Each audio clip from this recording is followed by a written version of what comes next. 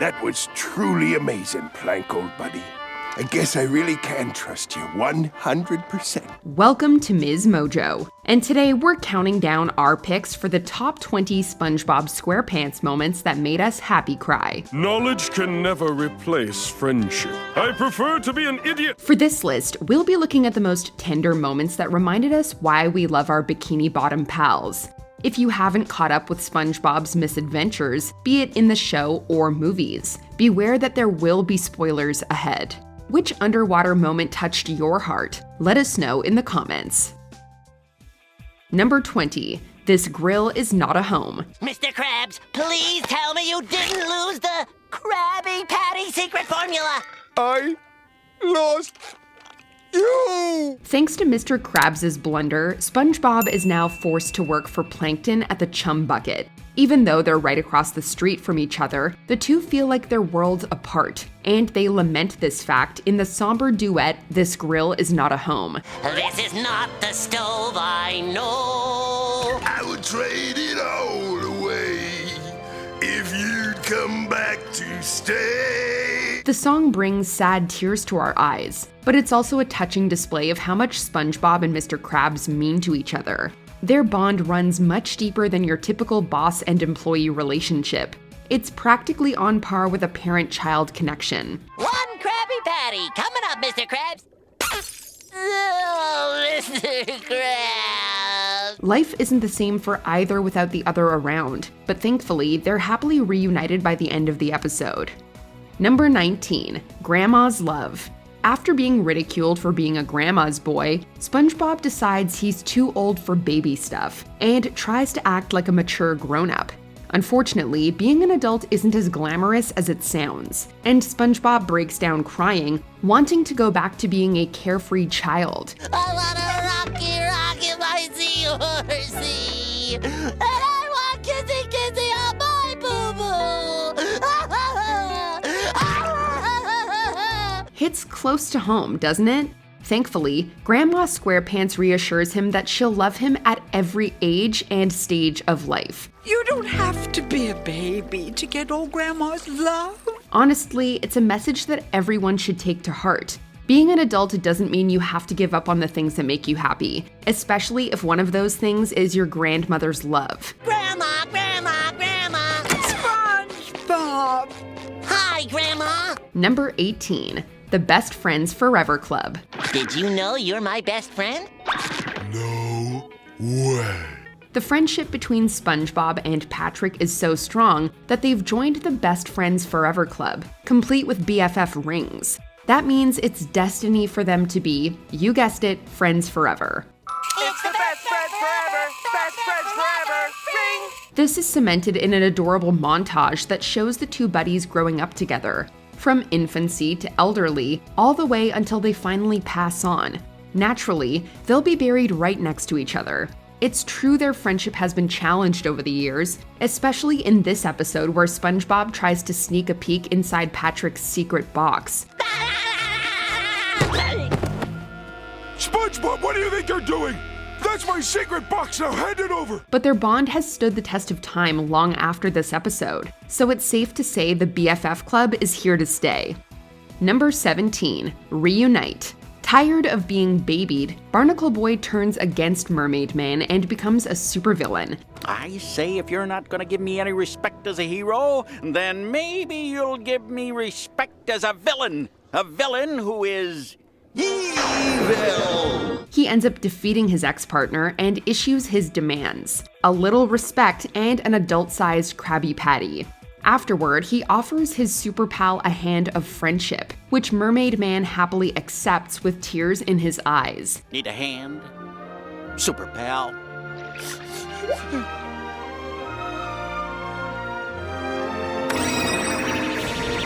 This scene left us with tears in our eyes as well. It's uplifting seeing them make up, but also heart-wrenching when you remember that their voice actors here, Ernest Borgnine and Tim Conway, are no longer with us. It gives their reunion in the episode extra depth. Rest easy, gentlemen, and thank you for all you did for the SpongeBob franchise.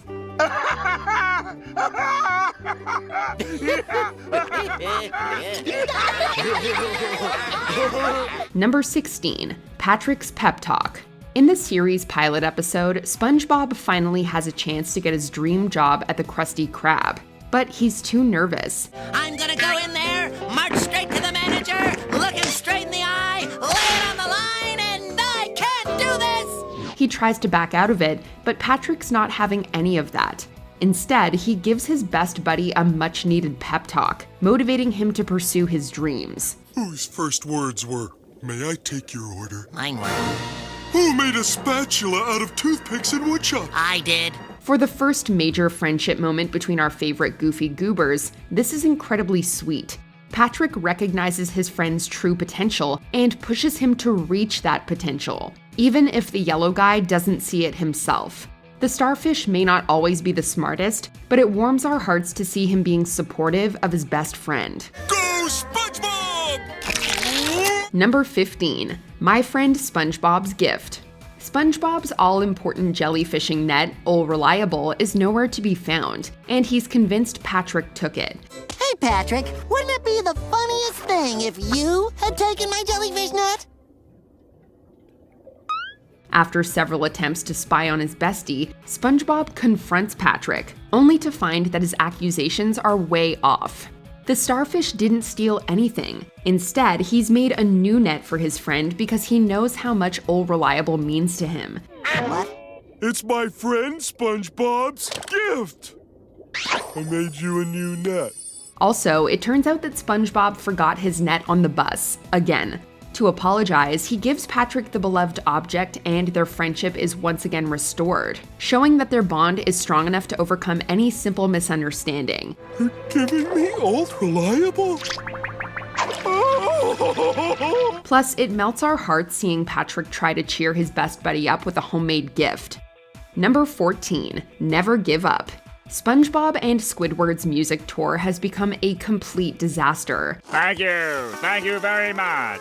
The band has hit rock bottom, and Squidward is ready to throw in the towel. But SpongeBob begins performing an emotionally moving, uplifting tune about never giving up. Please, oh please don't quit on us now. I cannot allow this to be our last bow. Now, no, nay, never give up. Meanwhile, Squiddy sings more pessimistic lyrics as he leaves. However, he changes course and joins SpongeBob in a powerful duet as they play their hearts out to a cheering crowd.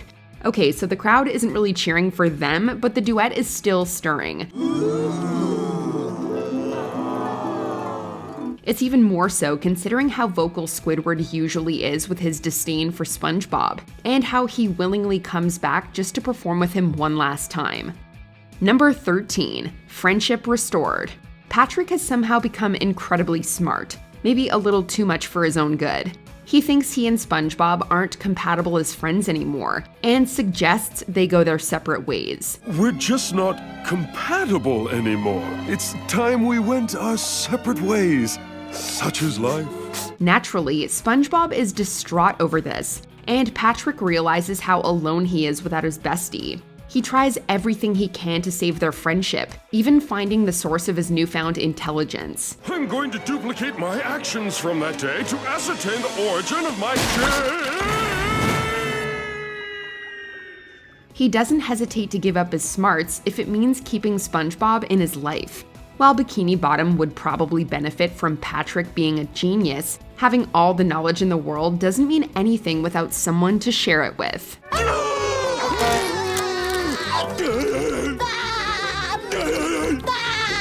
Number 12, The End of a Rivalry.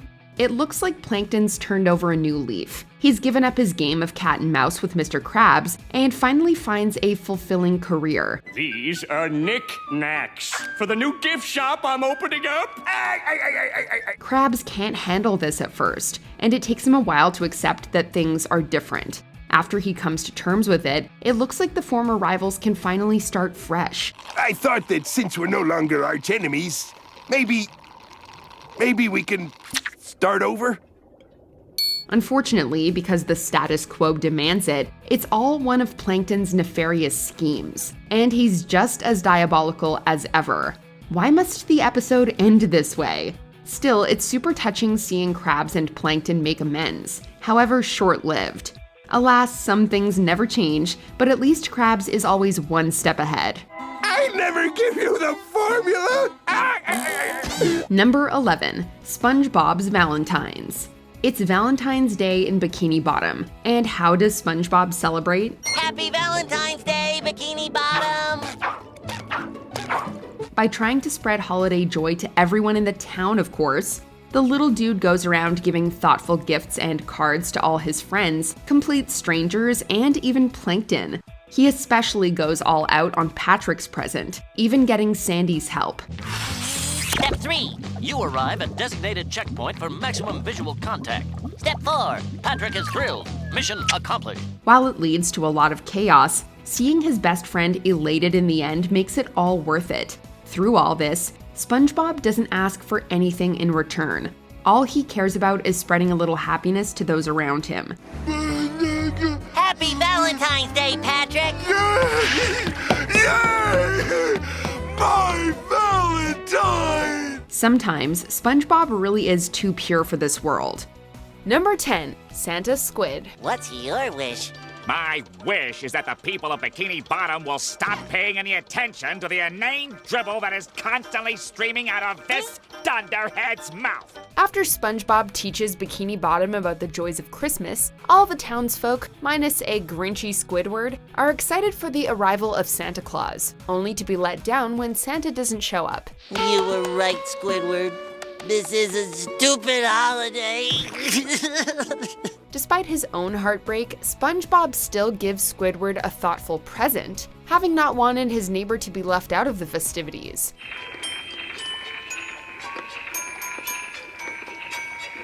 Wow! This is the greatest gift I have ever gotten. Touched by this gesture, the grumpy cephalopod dresses up as Santa to cheer his forlorn neighbor up and give the townsfolk a little Christmas cheer, though it ends up costing him everything he owns. Up here, you dunce! I mean, Merry Christmas, little boy. Could it be? It was incredibly sweet of Squidward to go out of his way, and at such great personal cost, to make SpongeBob happy on the very first Christmas under the sea. What was I thinking? I gave away all my stuff just so SpongeBob wouldn't be sad. Number 9, Plankton and Spot. I know. How about taking care of an inferior life form? You mean a pet? Frustrated by another failed Krabby Patty theft attempt, Plankton decides to occupy himself by getting a pet. Here it is, the Bikini Bottom Animal Shelter. He ends up adopting a little green amoeba and naming him Spot. Hey there, little guy. Looks like we have a winner. You'd expect this to be another generic secret formula scheme, but Plankton actually takes the time to train and play with Spot, worrying about his pet's well-being and overall genuinely trying to be a responsible pet owner. He becomes so fixated and fulfilled that he barely even seems to care about the Krabby Patty. In return, Spot acts affectionately towards Plankton and bravely protects his owner from any threat, no matter how big it is. Their relationship is truly wholesome, and a reminder that even Plankton deserves to be happy. Wow, Spot, you saved us! I taught him everything he knows. Number 8, Fred's true motivation. My leg! My leg! My leg! My leg! Poor Fred the fish can't seem to avoid injuring his leg. While it makes for the series' most famous running gag and funniest soundbite, it's not ideal for his health.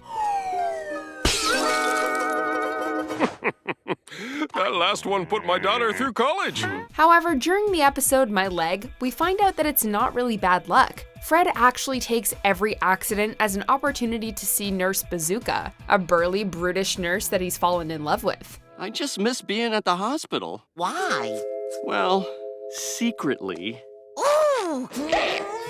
I'm in love with a nurse. He's even written a song about her. While letting himself get injured isn't the smartest move, it's comforting to see Fred making the best of a hilariously bad situation, and that he has something to look forward to every time he gets dragged to the hospital. My quads are going crazy. I'm in love with a nurse, and I think her name is Daisy. Me? Number 7. The Little Pebble. Hungry nematodes have completely devoured SpongeBob's pineapple house, leaving nothing but a little pebble behind. Faced with no other option but to leave Bikini Bottom, SpongeBob plants the pebble in an empty patch of soil and sheds a lone tear. You hold too many memories. Miraculously, the supposed pebble is actually a pineapple seed, and SpongeBob's tear is just what it needs to grow the house back. Not only was the timing perfect, but the seed sprouting is also symbolic of how little miracles can pop up unexpectedly when things look bleak.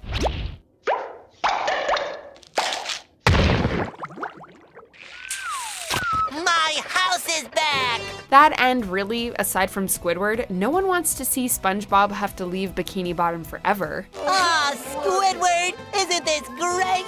I'm back forever! Forever? Number 6. The New Manager. Since the beginning of the first film, SpongeBob has coveted the position of manager at the new second Krusty Krab location.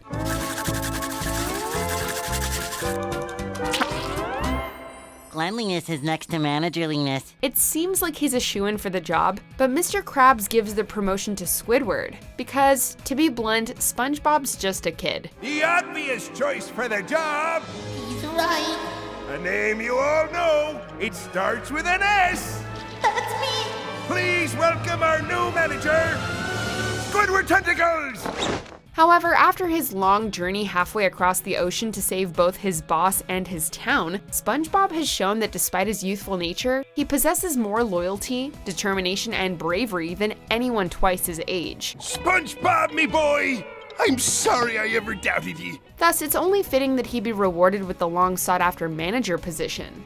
If this was the series finale as originally intended, it would have gone out on a high note with SpongeBob getting recognition for everything he does. What you really wanted was inside you all along.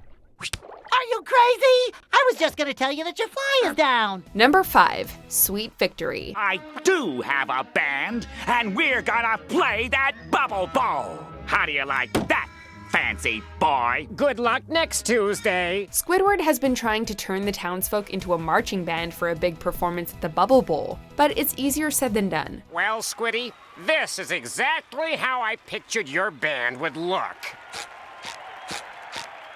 That's his eager face. Right as Squidward tearfully gives up, SpongeBob motivates the town to get its act together, and the band puts on an amazing performance of David Glenn Isley's Sweet Victory. For one shining moment, Squidward Tentacles, the show's personal punching bag, finally gets the respect he's worked so hard to achieve in the form of a triumphant rock ballad. And it was all thanks to the kindness of SpongeBob and the Bikini Bottomites. Squidward remains the series' martyr, but that only makes moments like this where he can be truly happy all the more satisfying.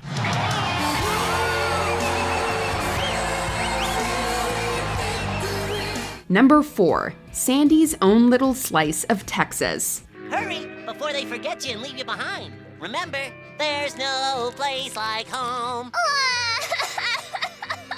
Sandy pines for her old home in Texas, so much so that she sings a heartbreaking song that brings anyone who hears it to tears. Wish I was back in Texas.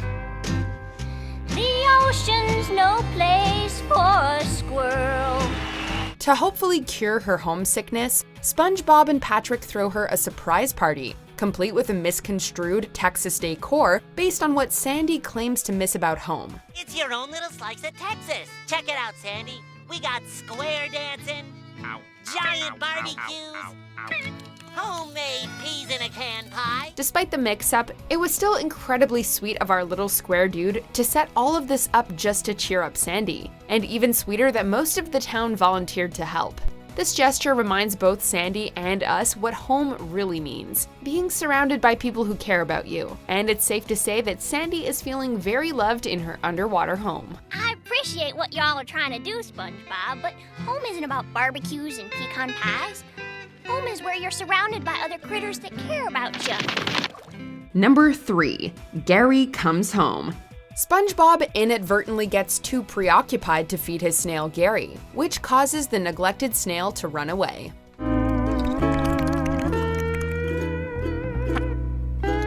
The guilt-ridden pet owner searches high and low for his beloved pet while crying buckets of tears along the way, wishing for nothing more than to find his slimy pal and tell him how much he loves him. Gary!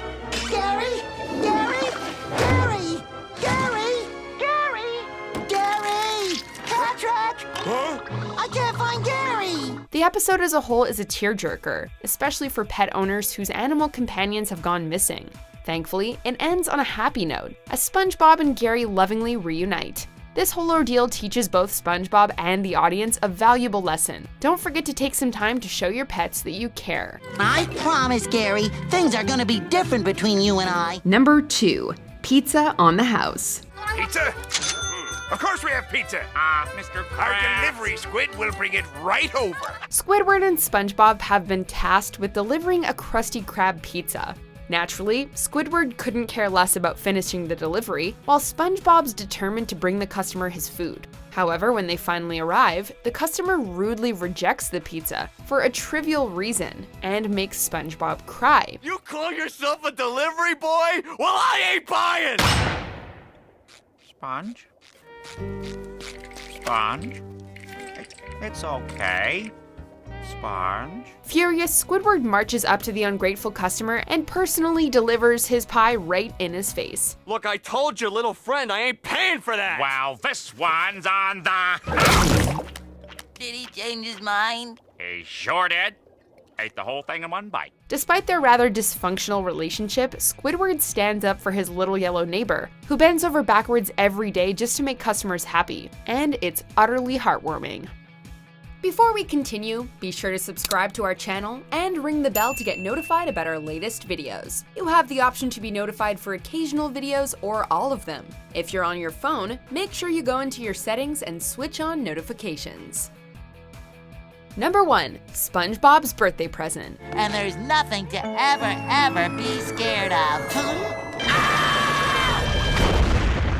SpongeBob's birthday is almost over, but he still gets one last surprise in the form of a giant present. He opens the box and gets a birthday greeting from the president of the SpongeBob SquarePants fan club, Patchy the Pirate, who leads the rest of the cast in a special birthday rendition of the SpongeBob theme song. SpongeBob SquarePants! Happy birthday to me! SpongeBob SquarePants! This is how you celebrate 20 years of SpongeBob, having his #1 fan from season 2 finally meet his idol, and everyone in Bikini Bottom coming together to celebrate their poorest pal's special day, topped off by a special thank you message to the show's late creator, Steven Hillenburg, for the legacy he left behind. Do you agree with our picks? Check out this other recent clip from MsMojo and be sure to subscribe and ring the bell to be notified about our latest videos.